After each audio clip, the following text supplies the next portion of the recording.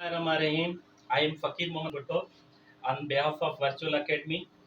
So today is our first demo class on the English portion. So in the English portion, I first introduce about the reading comprehension. अगर हम last 5 years के papers देखें, जैसे कि 2014 में 2014 में जो पेपर हुआ था, ये इन्वेस्टिगेशन ऑफिसर का, ये जो सब इंस्पेक्टर का पेपर हुआ था, एनटीएस का, ये 2014 का पेपर है.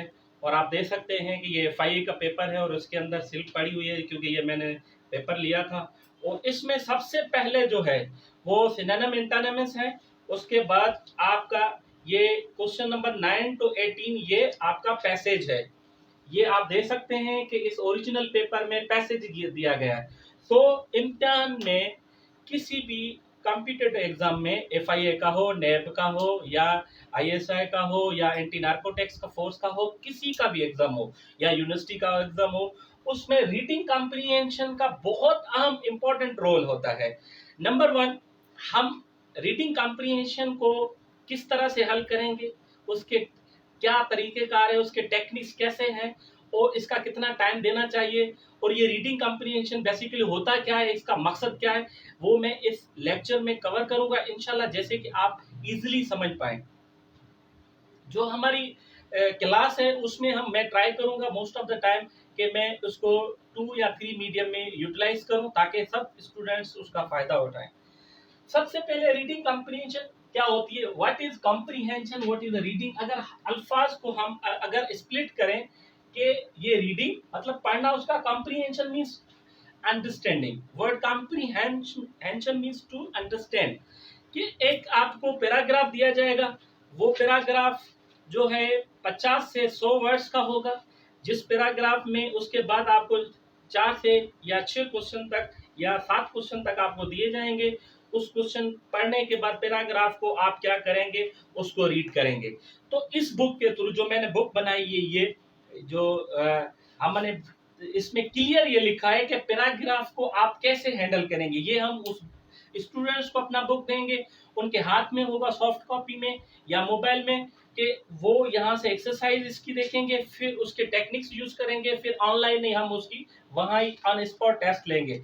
इसमें जो टेक्निक्स बताए गए हैं इस पैराग्राफ हल करने में, हमने कोशिश की है कि how to score more points in the paragraph. So each paragraph is followed by the 4 to 6 questions. इसमें सबसे जो अहम बात है वो है कि पैराग्राफ जो होता है वो बहुत शॉर्ट ऐसे होता है. वो किसी भी टॉपिक से ले सकते हैं, वो या तो साइंस का हो सकता है, they can take from the any fiction novel story भी हो सकती है, या किसी कुछ खास चीज के बारे में एक इंफॉर्मेशन होती है. तो इसको हल करने के लिए हम पहले टेक्निक्स यूज करेंगे कि इसको हल कैसे करना है, कितना टाइम रिक्वायर्ड है, और इसमें सारे क्वेश्चंस कैसे करेक्ट करने हैं. Number 1, most of the students सबसे पहले जो गलती करते हैं रीडिंग कॉम्प्रिहेंशन में, वो ये गलती करते हैं कि वो शुरू में ही सबसे पहले रीडिंग पैसेज को कर लेते हैं. क्या करते हैं, शुरू में सबसे पहले वो पैसेज को रीड करते हैं. ये दरअसल हमारी जो रिसर्च है, रिसर्च ये कह रही है कि आप पैसेज को, कॉम्प्रिहेंशन को पढ़ने के बजाय पहले क्वेश्चंस पढ़ लें. क्वेश्चन पढ़ने से पहले आपको आइडिया होगा कि किस किस्म के क्वेश्चन है, क्वेश्चन में क्या मांग रहा है, क्या पूछ रहा है. सो नंबर 1 ट्रिक क्या है हमारे पास कि फर्स्ट रीड द क्वेश्चंस. आप पहले क्वेश्चंस को पढ़ेंगे one by one, very carefully. आप क्वेश्चन को पढ़ेंगे सबसे पहले.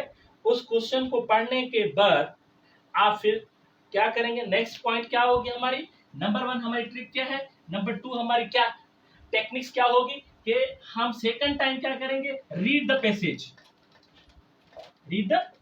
पैसेज. अब पैसेज को हम पढ़ना शुरू करेंगे. भाई कितना पढ़ें, कैसे पढ़ें. पैसेज रीडिंग बहुत बड़ा इंपॉर्टेंट सवाल है. पहले हम क्या करेंगे, स्किम रीडिंग करेंगे. इसके मतलब आप पहले ऐसे सारे पैसेज को नॉर्मली पढ़ेंगे जैसे आप पढ़ते हैं, और उस पैसेज को कम से कम आप 2 या 3 दफा उस पैसेज को पढ़ेंगे. उस उस पैसेज को पढ़ने के बाद 2-3 उसको टाइम के पढ़ने के बाद आपके पास आइडिया हो जाएगा कि पैसेज किसके बारे में लिखा हुआ है। किसी इंसान के बारे में लिखा हुआ है, किसी मशीन के बारे में लिखा हुआ है, कंप्यूटर के बारे में लिखा हुआ है, एजुकेशन के बारे में लिखा हुआ है, या किसी के मजहब के बारे में लिखा हुआ है, या किसी दुनिया के कोई सैयारों के बारे में लिखा हुआ है, साइंस के बारे में लिखा हुआ है, तो आपको यकीनन आइडिया आ जाएगा। मगर पैसेज में तीसरी जो सबसे बड़ी बात होती है, तो सेकंड पॉइंट क्या थी, हम पैसेज को फर्स्ट ऐसे स्किम रीडिंग करेंगे, और सेकंड में हम क्या करेंगे, पैसेज में जो डेट है, टाइम है, नेम्स हैं, डेट, टाइम, नेम्स, उनको हम हाईलाइट करेंगे, अंडरलाइन करेंगे कि ये चीजें क्वेश्चन पूछ सकता है, क्योंकि ये डेट, टाइम और नेम्स पूछेगा पैसेज में, इसलिए हम मेन इंपॉर्टेंट पॉइंट्स को हम क्या करेंगे, उनको हम हाईलाइट करेंगे या अंडरलाइन करेंगे। और थर्ड टाइम पैसेज को वेरी केयरफुली पढ़ना, ताकि आपको पैसेज क्लियर समझ में आए कि पैसेज का मकसद क्या है, उसका गिस्ट क्या है, उसका थीम क्या है। नंबर 3 पॉइंट जो है पैसेज रीडिंग की, सबसे जो मोस्ट इंपॉर्टेंट है कि आप जब पैसेज को रीड करके उसमें जो वर्ड्स हैं, जिसके या तो पैसेज में ये पूछता है आपसे कि फलाना नंबर लाइन 2 में जो वर्ड दिया गया है इसकी माना क्या है, मस्टी लफ्ज है फॉर एग्जांपल, या स्टे लफ्ज है, इसकी पैसेज में माना अलग होगी और डिक्शनरी में माना अलग होगी। इसका मतलब है कि पैसेज में इस लफ्ज का कॉन्टेक्स्ट क्या है, और इस तरह से ही वर्ड कॉम्प्रिहेंशन उसको समझ में आएगी, क्योंकि it is a technical examination of your vocabulary. वो एग्जामिनर, वो कमीशन चाहती है कि देखती है, चेक करती है कि आपकी वोकेबलरी, आपके पास अल्फाज का जखीरा कितना है, आपको चीजें समझ में कितनी आती हैं, आपकी लॉजिकल रीजनिंग कितनी है। तो वोकेबलरी भी आपकी स्ट्रांग होनी चाहिए। वो हमारा सेकंड लेक्चर होगा कि हम वर्ड्स को कैसे याद करें, और वर्ड्स जो है उनको हम कैसे उनका जखीरा बनाएं, ये एक अलग हमारा टॉपिक होगा। नंबर 3, हमारे स्टूडेंट्स अक्सर जो मैं टेस्ट लेता रहता हूँ, ये जब 2014 में जब ये जो टेस्ट ली थी, इसकी डेट लिखी हुई है, तो इसमें मैंने मोस्ट स्टूडेंट को देखा कि वो क्या कर रहे थे, पैसेज का क्वेश्चन जो है उसको पढ़ के उसके जो 4 ऑप्शन थे उसके ऊपर वो सारे ऑप्शन नहीं पढ़ रहे थे, बस उसका पहला क्वेश्चन देख रहे थे।